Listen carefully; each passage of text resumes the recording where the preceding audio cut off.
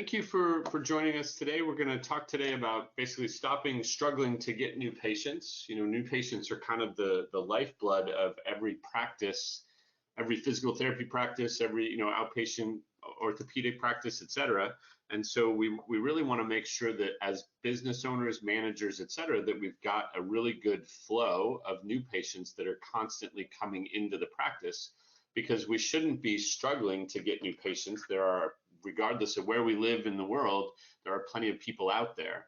And so, the things I wanted to talk to you about today is basically that new patients are the lifeblood of your practice, and helping you to understand what a new patient is worth.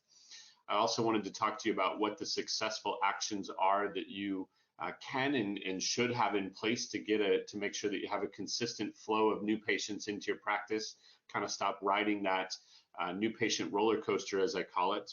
And then the third thing that I wanted to talk to you about is how do you help and get your staff doing the actions that need to be done to get new patients? Because in reality, you don't need to be paying some big fancy firm to be running all these fancy Facebook ads for you or doing those things. There are actions that your staff really should be doing that help to get new patients coming in the door for you. So, so kind of as we go through, the first thing I really wanted to make sure that we kind of discussed and had an idea of is, what is an actual evaluation worth to your practice? I think a lot of times when I talk to practice owners, they look at it at an evaluation as basically just another patient visit.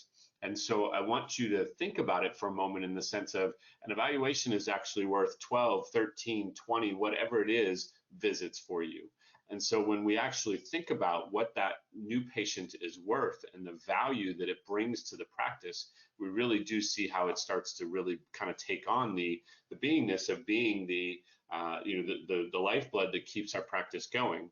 So how do we figure out what an evaluation is worth to the practice? Well, we figure that out by determining the average reimbursement per visit. So as a rough calculation, I want you guys to take all of your insurances and what you get reimbursed from those insurances. So I'll give you an example of, for my clinic in Virginia, my average reimbursement is $84.40. So I just used a few insurances as an example, but I get $61.90 a visit on average from United Healthcare. I get $70 on average from Aetna, $101.35 from Medicare, and $104.36. And if I take all those, I recognize this week I might have more Medicare patients than I have United Healthcare patients, and the week after I might have more Aetna patients than I have Blue Cross. But what I want you to have is a general rough figure of what each visit is worth to you. So we take all of those insurances, however many you have, include private pay in that as well. So if you do private pay and it's $150 a visit, well, then put that in there. And basically what you want to figure out is, what is your average reimbursement per visit? So for me, as I just told you, it's $84.40. And then the next thing that I want you to figure out is, I want you to figure out what your average length of stay is for a patient to become a successful discharge. So if I started with you today and I came to all of the visits I was supposed to come to and I became a successful discharge, how many visits would that be? Now for my practice, that's 13.2. So what I want you to come to about figuring out is that a new patient is worth a certain dollar amount to you. So again, the way you figure this out is you take the number of visits on average for a plan of care, which again for us in my practice is 13.2. So think about it from the standpoint of not all those patients that drop off early or all those patients that cancel and don't reschedule, et cetera. But if you had your ideal patient, how many visits would it take you guys to get them to a successful completion? And in my case, again, that's 13.2. And then I multiply that by the average reimbursement, which in this case was the $84.40. And that gives me a grand total of $1,114.08. So that's what a new patient is worth to me. When I start thinking about what a new patient is worth from that perspective, it obviously puts a lot more emphasis on, number one, I need those new patients coming in. And number two, really making sure that I've got systems in place that help those new patients to stay, not stop coming early, etc. Now that's a separate webinar, but again, I want you to just kind of recognize what a new patient is worth, because that's where we really start to put our attention then on the fact that we need to have some actions that are in all of the time to make sure that we're getting new patients all the time. Because again, the new patient is the lifeblood of our practice. And so I want you to think about how that goes about a new patient who keeps the schedule full, a new patient that keeps your practice alive. Yes, it costs money to get new patients, whether you're doing things on Facebook, you're sending things in the mail, a person's time that you're paying salary to, etc. It takes time for all of those things and money for all those things. But again, when we recognize that in my case, it's worth $1,114 for everyone that walks in the door, okay, all of a sudden it's worth spending some time and some money on those things. And then making sure that I have regular actions in place all of the time to ensure that we're getting those new patients on a regular basis, not riding that new patient roller coaster. Because what I really want is I really want the phone to be ringing all the time. I don't care how busy our schedule is or how unbusy our schedule is. My expectation is that we should be having 15 in my clinic, 15 new patients per day on the schedule every day. And so that means we've got to have 15 scheduled for tomorrow and the day after that and the day after that, et cetera. So I want that phone ringing all the time. But typically what happens in a PT practice is that when our visits go up, because 2 weeks ago we had a lot of evaluations, let's say, COVID numbers went down and everybody felt comfortable coming out. So we had a lot of evaluations last week. And typically what happens in a PT practice is all of our marketing actions, or the majority of our marketing actions, start to fall off. So when we were low there at letter A on the bottom of that line, that squiggly up and down line, when we were low there in evaluations and patient visits, we did a lot of marketing. We put things in place, we were calling people, we were writing letters, whatever it might be. And then as a result, we get new patients coming in, and so our visits go up. And then we quote unquote don't have the time anymore to be ensuring that we're still doing the actions that worked in the first place. So 3 or 4 weeks go by, we've got all these high visit numbers, we're really busy, but we stop the marketing actions that we need to be doing on a regular basis. And so lo and behold, I'm busy now, but 2 or 3 weeks from now, I'm not busy anymore because I didn't have a steady flow of new patients coming in all the time. And again, if we think about what a new patient is worth to us, if one new patient over the course of their 6 weeks of therapy brings us $1,100, all of a sudden, if we have a steady flow of new patients coming in, it becomes a little bit easier to think about hiring a new staff member who can help us to make sure that those evals are being handled on a regular basis. Because basically what I don't want happening in my practice and in yours is I don't want you riding the new patient roller coaster. Again, you've got this, where our visits are low, so we do a lot of marketing, and then we get really busy and we can't keep that marketing going. So 2 or 3 weeks later, we drop back down, et cetera.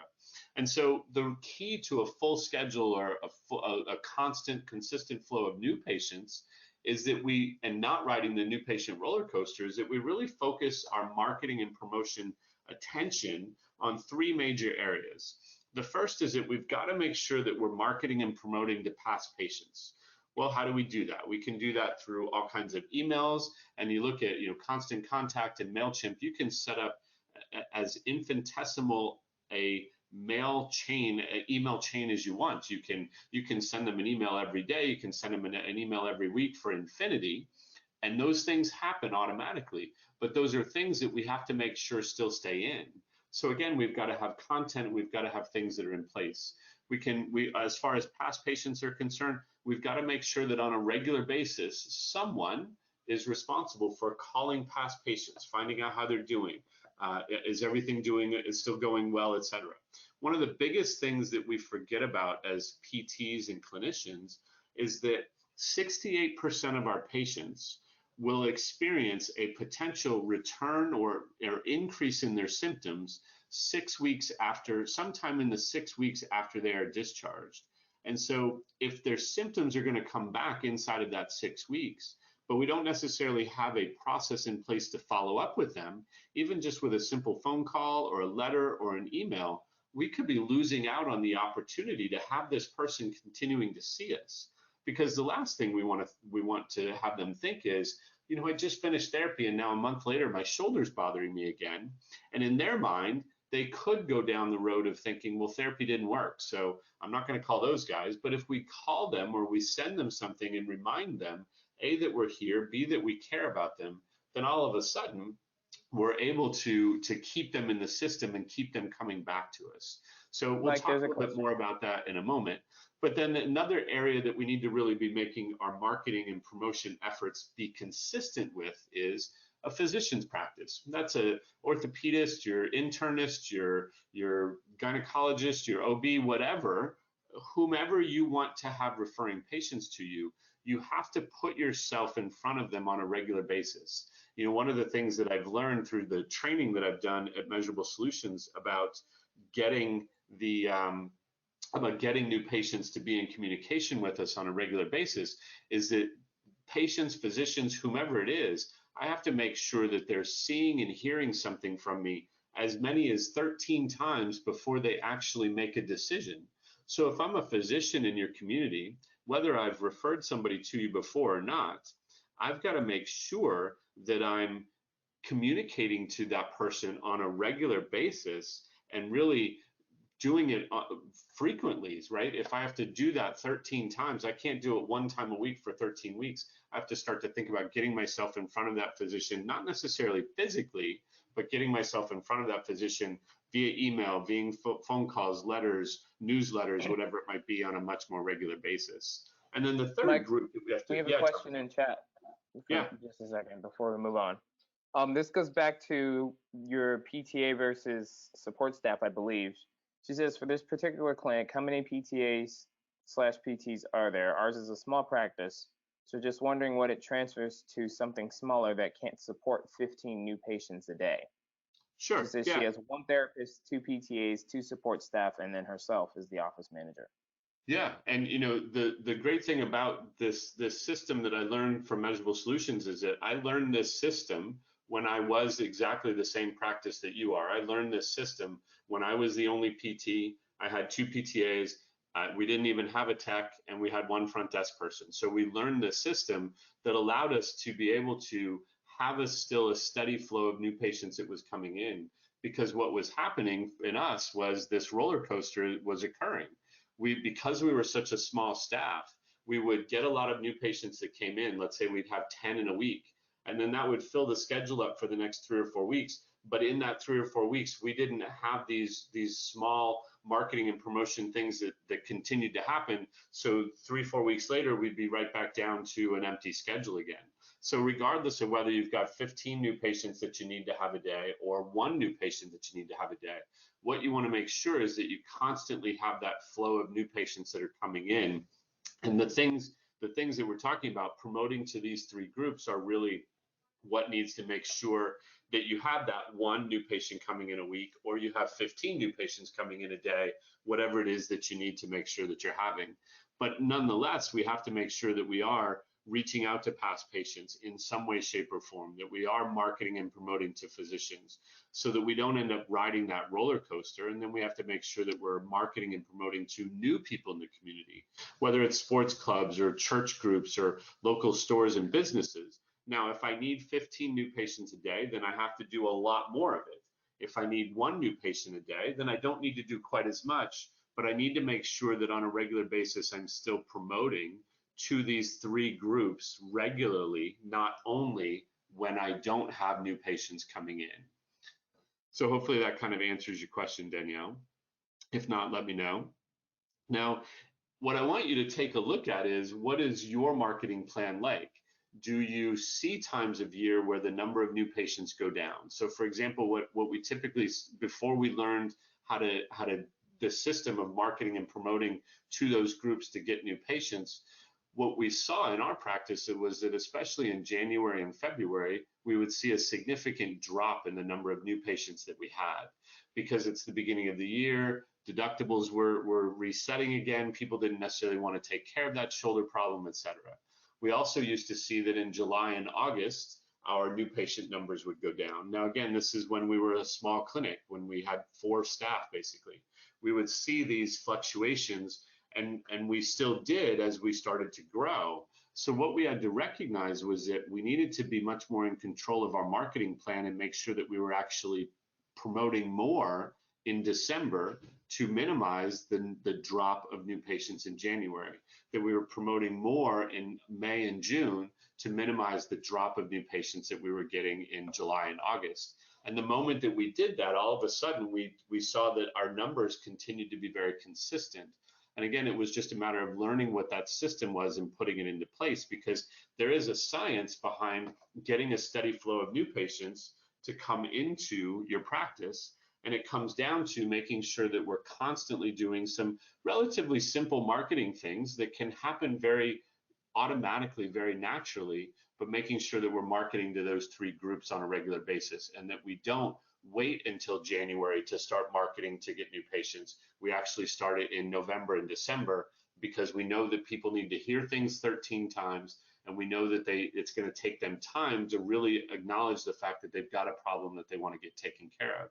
And so the science of it is, when should I really be marketing, and what should I really be marketing on a regular basis? Because I don't like it when I see these empty spots in my schedule, especially in January or August, because I know that there are things that could be done to control that. And so, there again, it takes us to, how do we make sure that we're even just using our staff and our current patients to really help us to be getting referrals, to be getting new patients? And so what we've got to really look at is, do our staff have a process, again, for 4 of us or 50 of us, regardless of how many there are, do our staff have a process that they go about to ask for a referral? And it isn't, hey, write down Joe's name, I'm going to call him and get him to come in. But the question needs to be coming out of our staff's mouth, from our front desk to our billers to our PTs, techs, etc. Do you know anybody else we can help? Because one of the things that I learned through taking the new patient course with Measurable Solutions was that it's the job, in a sense, of the current patient to replace themselves with a new patient. And so what I want is, I want that new patient having, number one, the experience that says, oh yeah, I would definitely come back. Number two, the experience that says, I would tell anybody about it. But more importantly, I want them knowing how to tell somebody about it. I want them knowing what to tell somebody. I want them to understand that the patient can actually come to us directly. They don't have to come to us off of a prescription or referral from their primary care physician. And so if my staff are afraid to ask for that referral and ask the question, do you know anybody that we can help? And start asking that question long before that patient is discharged, I don't have actions that are happening regularly. So this is an easy action that anybody can put in place. It's the matter of getting your staff being able to have this conversation with their patients. And basically, if they hear, the simple way is, if they hear a patient talking about their husband and his neck bothering them, hey, we work with necks too. What I want you to do is, I want you to go home, find out what his schedule is, get him scheduled for an evaluation, and let's bring him in. Yeah, he'll never come. He doesn't want to take care of it, etc. Okay, so then why don't you bring him to your next appointment with you, and we'll get him scheduled then. And he can see that it's not going to hurt, it's not going to take up his time, it's going to work, etc. But again, we've got to have those conversations, and our staff need to be capable of having those conversations. And in light with that, take a moment and kind of look, do you guys have a system in place where you actually ask for a referral? Or do you see times where they are having conversations with the patient about some other body part that's bothering them? Do they set it up right away, even though it's visit 6 or 7? Do they set it up right away that says, when we're done treating your neck, let's just move right on and start treating your ankle? And so right away, there's another quote unquote new patient, because it's a new condition. The person's replacing themselves. They're just replacing themselves with themselves.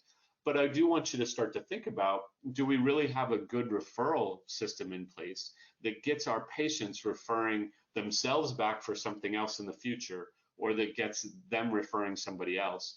We typically take the approach of, oh, they had a great experience, they'll definitely come back. And the thing we have to remember is, if we don't make it real to them and we don't continue to remind them.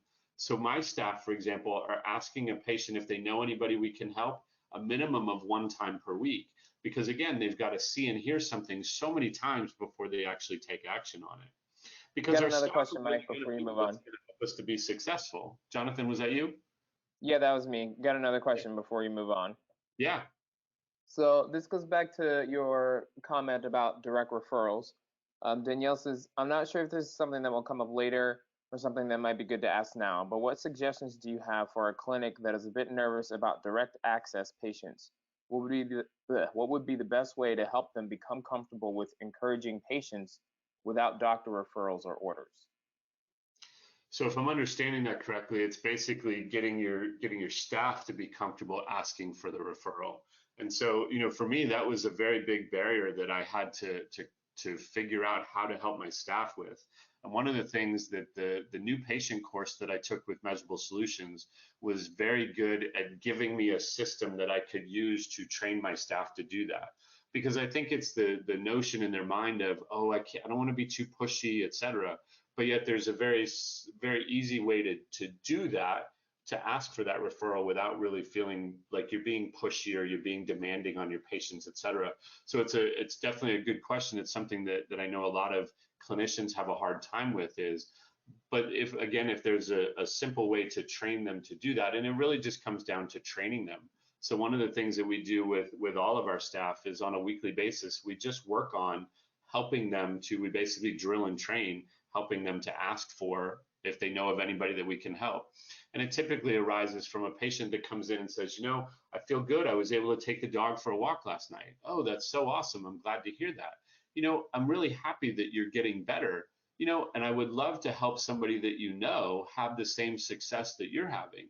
Do you know anybody that's having any pain or any difficulty with things, or any difficulty doing things around the house, or they feel that they're not safe or anything like that? And just asking that question. And the first time the patient's going to go, no, I don't know anybody.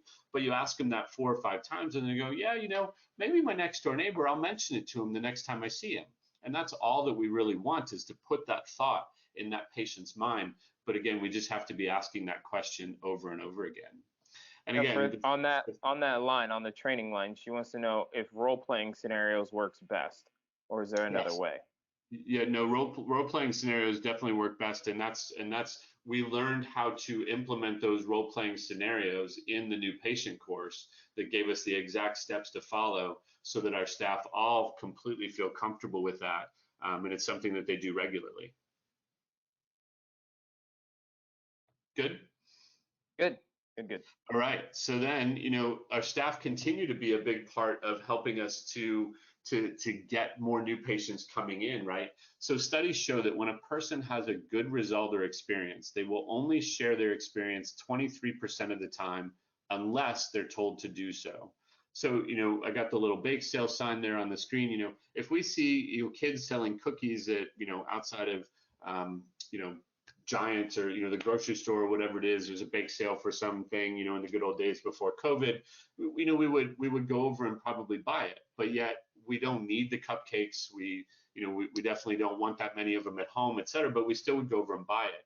But we have to keep in mind that people are much more likely to share their bad experience without being asked than they are to share their good experience. And so what we want to do is make sure that we've got a process of asking and basically telling patients to leave us a review.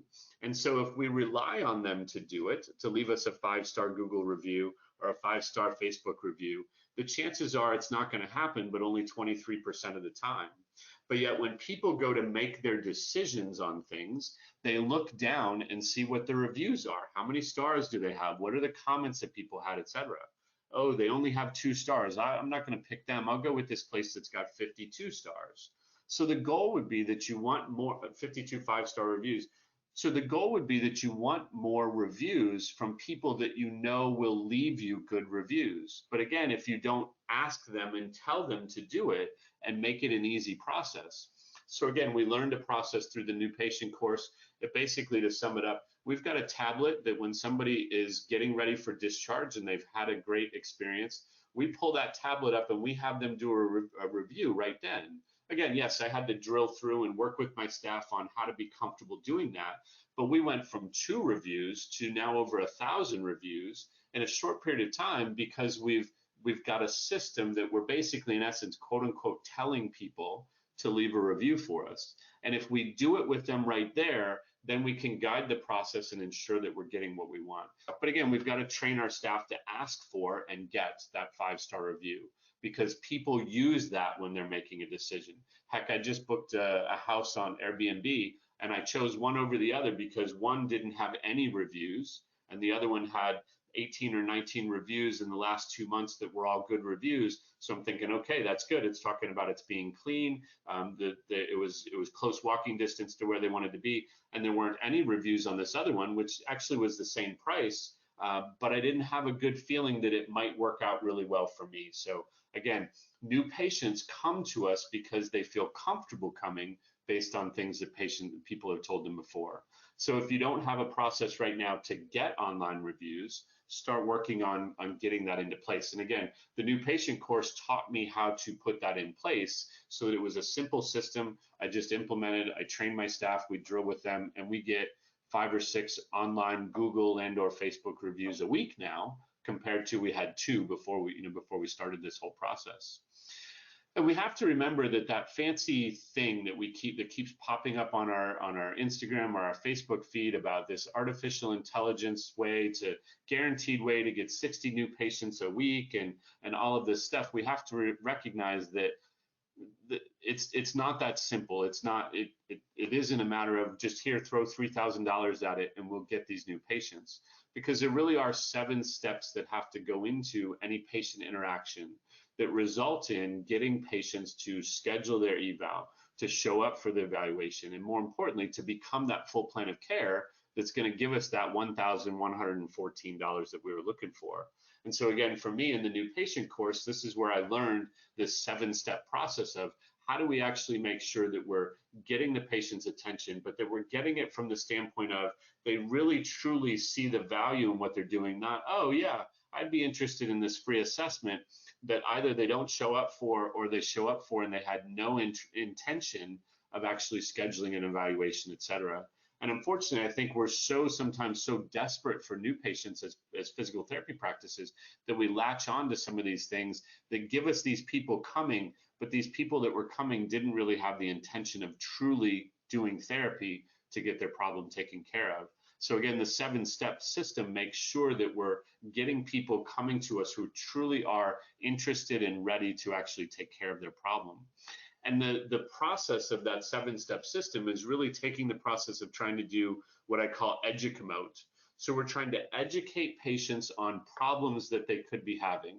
And it's not on shoulder pain, it's on difficulty sleeping through the night, or difficulty tucking your shirt in, or reaching into a cabinet. That's what we want to educate them on. We want to educate them on the fact that those problems aren't normal. And at the same time, we want to be promoting to them that there's a solution to that problem. And the solution to that problem is physical therapy. So if I had let's say an email that I'm sending out about shoulder pain, I'm not sending it out about shoulder pain. I'm sending it out with asking a question. Are you waking up at night because your shoulder is bothering you? Here are some reasons why that could be happening. It could be because of A, B, C, blah, blah, blah. Here is how physical therapy addresses A, B, C, or blah, blah, blah. We do this, we do that, etc. I keep it very simple terms. I keep it very short because people's attention spans are very short. I try to keep it in a video form if possible, but I'm educating and promoting that physical therapy is the solution to their problem. And I have to, especially right now, remember that I have to still throw in a piece about safety. So because people think, oh, wait, they just told me that they're going to move my shoulder around and stretch it. So there's this mental stress and anxiety over the fact that I have to now be close to somebody's going to touch me. So I have to make sure that I'm educating and promoting to them what I'm doing to keep things safe, but that I do this through letters and phone calls and emails and written blogs and video blogs and Facebook Lives and things like that. And so again, you can do a simple 30-second video that doesn't have to be expertly produced or anything like that. Grab your cell phone, somebody holds on to it, you just talk for 30 seconds, 45 seconds about shoulder pain and sleeping through the night. Boom, you put that up on Facebook, you send that out via an email, and all of a sudden you're getting things out to people that in a sense is educomoting them. It's a shoulder problem. We're promoting to them that there's a solution to that shoulder problem. And we have to remember that in order to, I'm going to skip here down for a second, we have to remember that the majority of people out there don't know and or understand what PT is. So a study done by the APTA found that the most common 3 things that people think physical therapists do is heat and ice, ultrasound and e-stim, and that they teach people how to walk after surgery. Now, I get that that's partly what we do to some degree, but we do all kinds of other things. And so we have to keep that in mind, that our educomoting, our educating and promoting, has to be how we really deal with that shoulder problem, because they think they're going to need some pain medication or a cortisone injection to deal with that shoulder problem. And we have to educate them on the fact that that actually doesn't really do anything to fix the problem. It might mask the symptoms. And so we have to keep that in mind, that we have to really be educating patients, potential patients, on what PT is. We know what it is because we do it every day, we see it every day. And so we have to talk to them about problems that they might be having now and how therapy helps to solve that.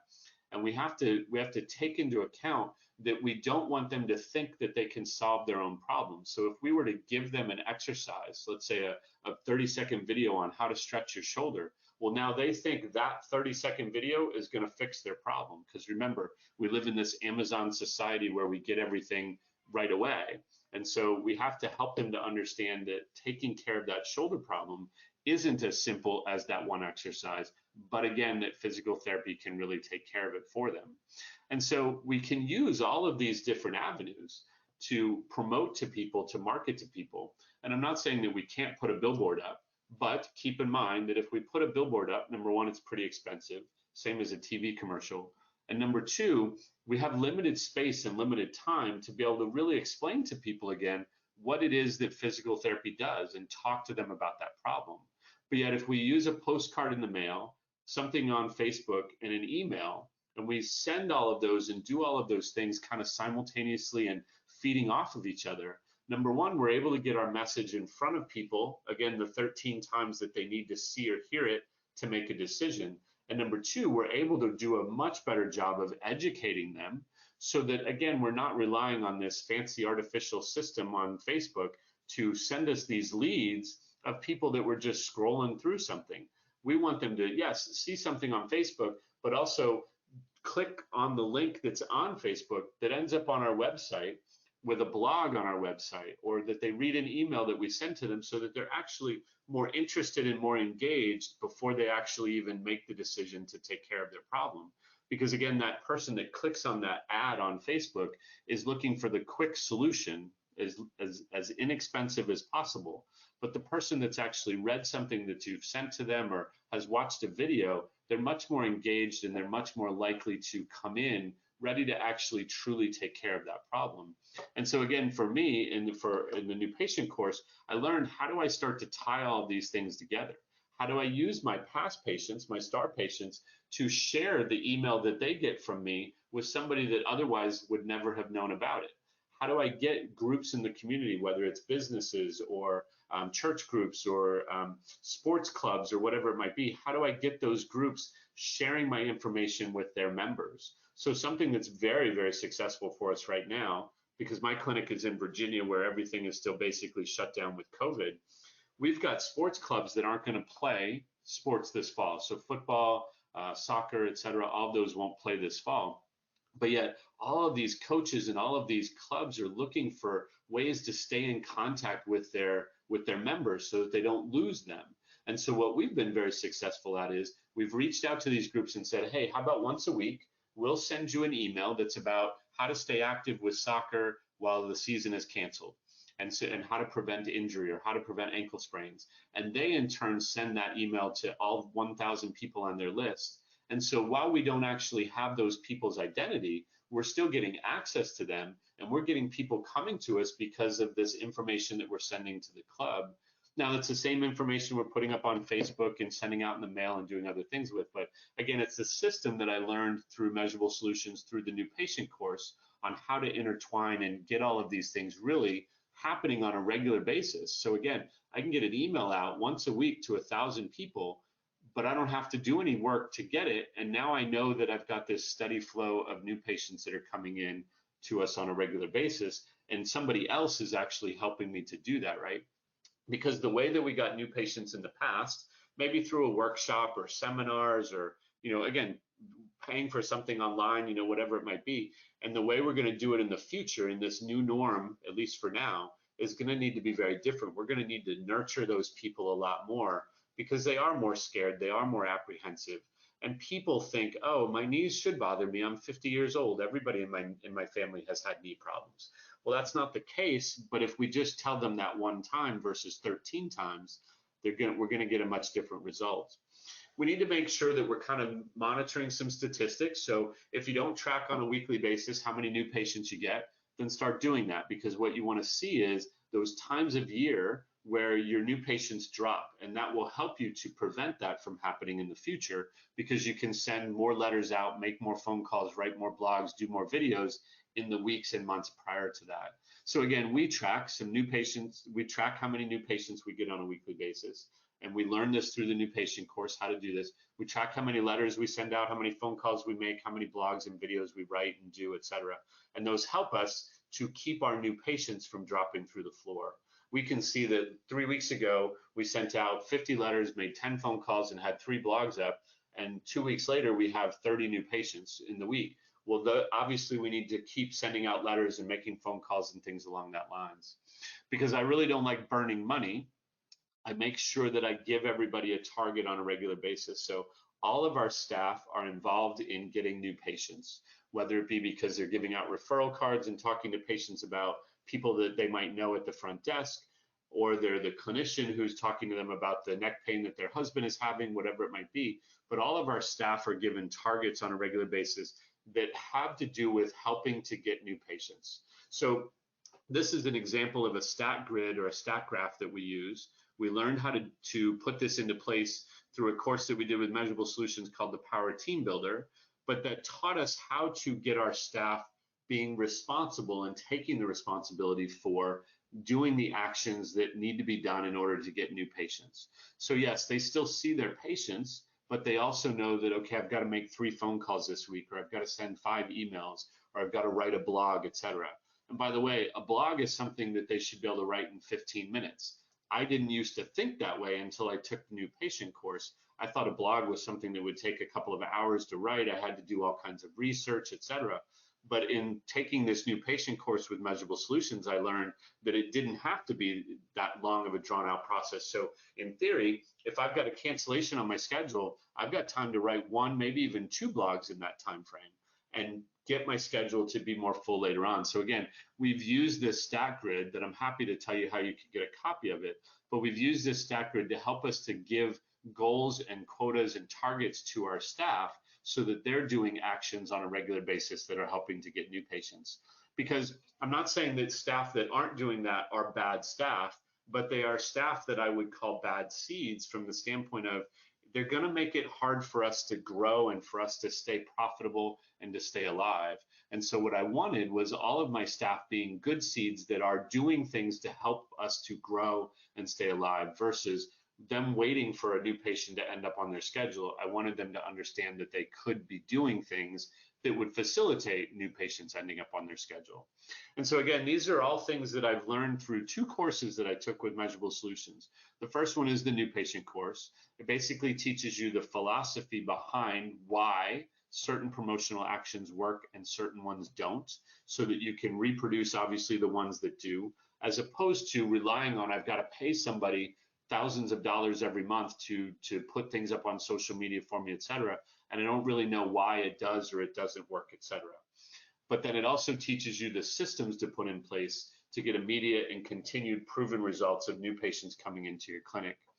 And then the other course that I took was called the Power Team Builder course. And again, that's what teaches you how do you get your staff on board for doing things like this. Yes, it's always a bit of a change and it's always a bit of a difficulty because it's something they're not used to. But we learn in this course how to help our staff to be able to give out a referral card, ask for a review, things like that. And it really is what puts our team working together for one common purpose moving forward. Now, this is an example of somebody that about 3 months ago did the new patient course with us. And this is his new patient graph. So you can see, I mean, he wrote within 2 weeks of taking the new patient course, his new patients went up and have continued to do so week after week. And so that's even in the middle of COVID in Ohio. And as a result, his business during that time frame is more profitable than it had been before he did the new patient course. And his practice is growing even beyond the fact even beyond where it was before COVID ever hit, et cetera. Because again, he's got the system to put in place what to do, why it works, how to reproduce it, and he has a very small staff. He's got five total staff, two PTs, a PTA, a tech, and a front office person. And yet, here's this practice that's growing and seeing more new patients coming in, to the extent that I just talked to him earlier today, and he just hired a new therapist that will start next week because his practice has got more new patients coming in than they were able to handle. So it's really something that, I want you guys to be prepared for, is how do we get new patients in this quote unquote new normal? And it really comes down to, there's two types of practices. There's a practice that is not very prepared. They don't have good marketing, internal and external things in place. They don't have good structure. They don't have good systems to use to get these new patients coming in. Or we could have this clinic, this practice that has a good system and is doing well at getting new patients to come in. And so as a result, they are ready for the things that come along. But more importantly, they aren't riding that new patient roller coaster anymore. They've got a steady flow of new patients that are coming in, which allows them to hire more staff, pay the staff that they have more money, buy new equipment, get a bigger space, whatever it might be, because they've got a practice that's doing very well. And so I want you to kind of leave you with this thought in your mind, if you're not already thinking it is, whose responsibility is it to get new patients? I want you to start to think about the fact that it isn't just the owner or the marketing person's responsibility, it's everybody's responsibility. And so how do we take these things like emails and blogs and phone calls and videos, and how do we get everybody doing them so that we stop riding that new patient roller coaster, and we've got a steady flow of new patients that are coming in all the time? Now, what I always say to Measurable Solutions when they ask me to do a webinar is, I'm happy to do it, but I really want the opportunity to talk with you guys at the end of it individually, so that we can chat about your practice and what is a new patient worth to you, and how do you track the stats that I mentioned, and how do you get staff filling the schedule by handling some of the objections or the difficulties they may have with it. What are the things that you could have them doing in terms of letters and all kinds of other things? And so what do you send? How often do you send it? What channels? Things like that. Because what a practice in Virginia does is very different than what a practice in Ohio needs to do in California. But yet we can take this system and kind of help you to mesh it into your area. So Jonathan will be on, and he will figure out a time with you that we can sit down and chat on the phone, just one-on-one. It's completely free. It's something, again, I said to Measurable, if I'm going to do these webinars, I want to be able to help you guys to have more data on how to apply it specifically to your practice. So I'd love to get in contact with each of you, and Jonathan will be in touch with you to kind of help to get things scheduled. But I'll open it up. If there's any questions, let me know, and I can answer them for you. While we're waiting for the questions to come in, once again, thank you for joining us today. My name is Jonathan. That was Mike Bills. On behalf of Measurable Solutions, we want to say thank you. Now, there is an exit survey once I end this webinar. It will pop up, or once you leave the webinar as well, it will pop up. If you could please be as honest as possible. It helps Mike and I get our heads together and determine which webinar topics we should do and how often and things like that. So thank you very, very much. I am in the chat window, so I'll be answering you guys' questions. And Mike, thanks a lot for being flexible and running this one with us. And hopefully, I hope you found the house by now. I'm looking. No?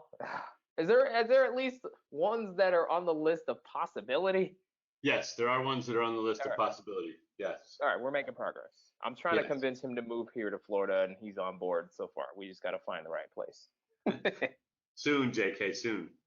I'm looking forward to it. All righty, so on behalf of Measurable Solutions, thank you so much. We will see you next time, and I'm going to go into the chat window, and let's get together and meet. Take care, guys. Have a good day.